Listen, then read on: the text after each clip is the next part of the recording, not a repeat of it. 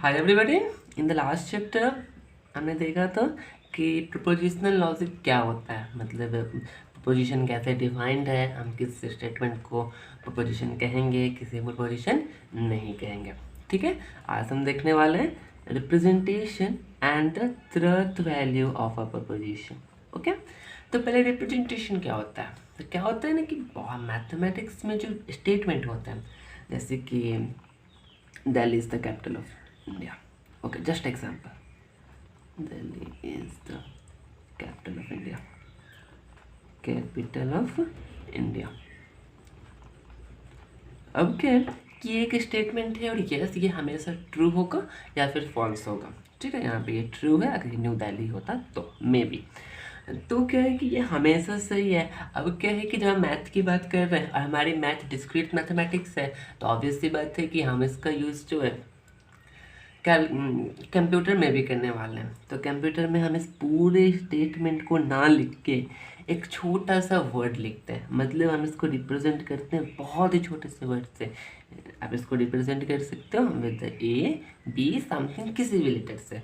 तो हम क्या बोलेंगे कि जो हमारा Delhi is the capital of India है, वो एक स्टेटमेंट है जिसको हम बोलेंगे ए।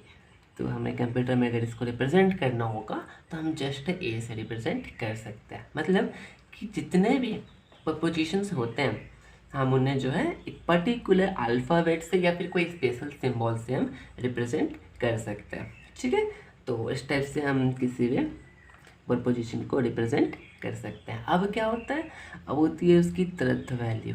यस, अब ट्रुथ वैल्यू क्या है। वैसे ट्रुथ वैल्यू पे तो हम थ्योरी ऑफ ऑटोमेटा में बहुत कुछ पढ़ने वाले हैं।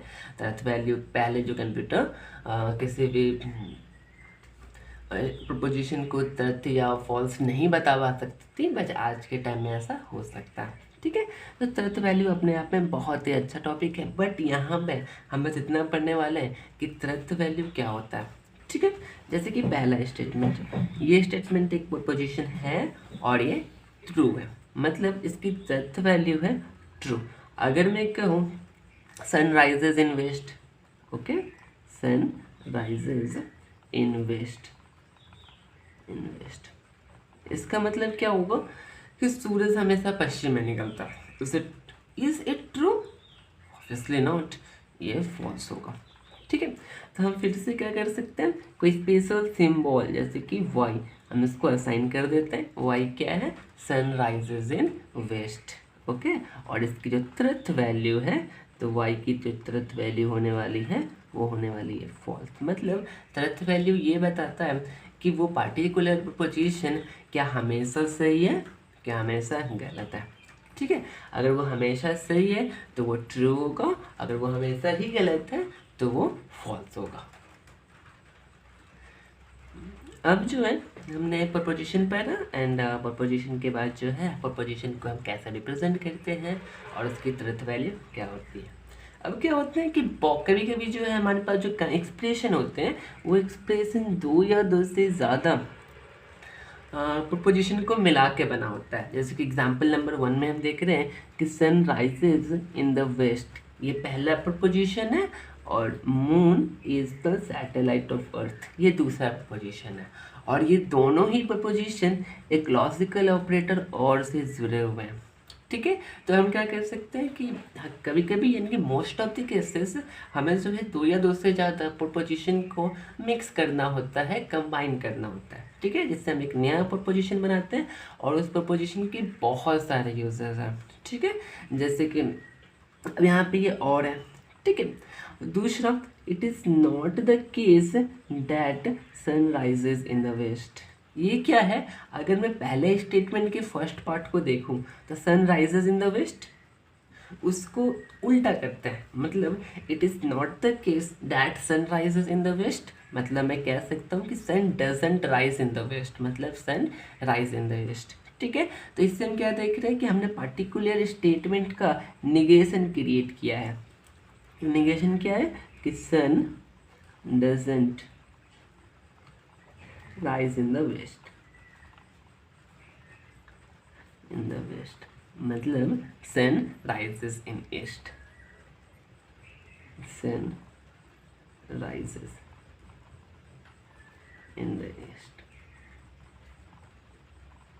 ओके, तो हमें क्या करना होता है, हमें जो है किसी प्रपोजिशन का निगेशन भी फाइंड करना होता है। बहुत सारे ऑपरेशन हम परफॉर्म कराते हैं, जैसे कि कभी कभी कंडीशनल स्टेटमेंट भी आते हैं, जो कि मैथमेटिकल प्रूफ्स का एक बहुत इंपॉर्टेंट पार्ट है। बाई कंडीशनल है, और है, एंड है, जोर है, एक्सोर है, ठीक है। ऐसे बहुत सारे ऑपरेशंस हैं जो हम डिस्क्रीट मैथमेटिक्स में पढ़ते हैं, जिसका यूज़ हम डिजिटल इलेक्ट्रॉनिक्स में करते हैं, एंड मैनी मोर ऐसे फील्ड होते हैं जहाँ पे इन प्रपोजिशंस का यूज़ होता है, ठीक है। तो हमारे पास बहुत सारे ऑपरेशंस हैं और इन सबको हम बारी बारी से देखेंगे। तो उससे पहले हम ऑपरेटर्स क्या होते हैं ज़रा उनको समझते हैं, ठीक है।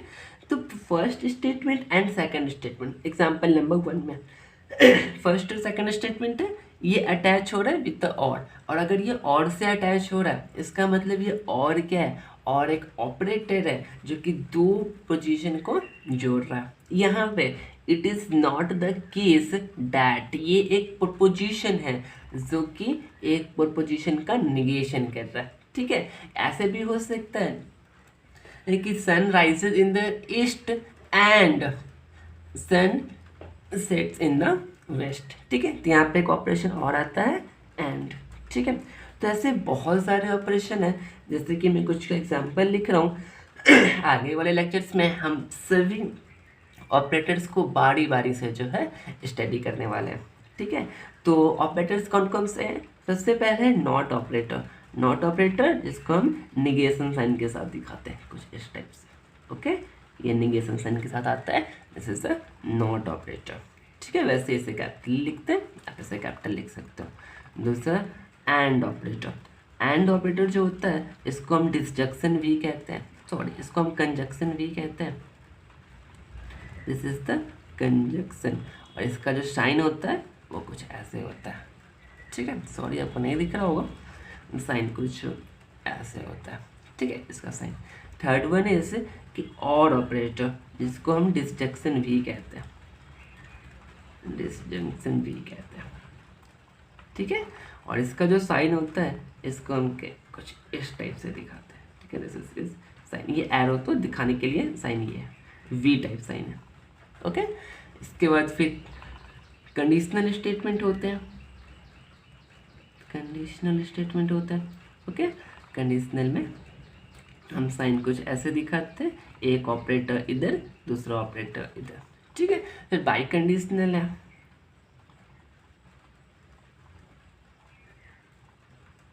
जो कि कुछ ऐसे होता है, यहाँ पे क्यू और यहाँ पे पी, ठीक है। और भी बहुत सारे ऑपरेटर्स हैं जिसके बारे में हम नेक्स्ट वीडियो में डिटेल्स में पार्टिकुलर टॉपिक पर बात करने वाला है। इसके लिए तो आपको भी क्या ध्यान रखना है, जस्ट सिंपल चीज़ कि पहले हम रिप्रेजेंटेशन ऑफ प्रपोजिशन क्या होता है और उसकी तुरंत वैल्यू क्या होती है। तो ये सिंपल था। रिप्रेजेंटेशन का मतलब है कि हम पूरे प्रपोजिशन को ना लिख के सिर्फ उसी पार्ट को लिखते हैं जो कि इम्पोर्टेंट होता है। सॉरी, उससे एक अल्फ़ाबेटिकल लेटर में लिखते हैं जो कि हमारे लिए काफ़ी इम्पोर्टेंट है। दूसरा कि इसकी कुछ वैल्यू होती है, या तो वो इधर ट्रू होगा या फिर इधर फॉल्स होगा। तो अगर वो ट्रू होगा तो उसको हम ट्रू लिखेंगे, और अगर वो फॉल्स होगा तो उसको हम फॉल्स लिखेंगे। फिर हमने देखा है कि हमने प्रपोजिशन में कुछ ऑपरेशन परफॉर्म कराए, ठीक है। और वो ऑपरेशंस कुछ ऐसे हैं, और हो सकते हैं, एंड हो सकता है, ठीक है। तो हम नेक्स्ट वीडियो में देखेंगे कि क्या ये और, एंड, जोर, कंडीशनल, बाई कंडीशनल ये वर्क कैसे करता है और इसकी तुरंत वैल्यूज क्या होती है, और जब ये कॉम्प्लेक्स स्टेटमेंट बनाते हैं तब इनका जो है तुरंत टेबल कैसा बनने वाला है, ठीक है। तब तक आप पढ़िए, keep watching and keep learning.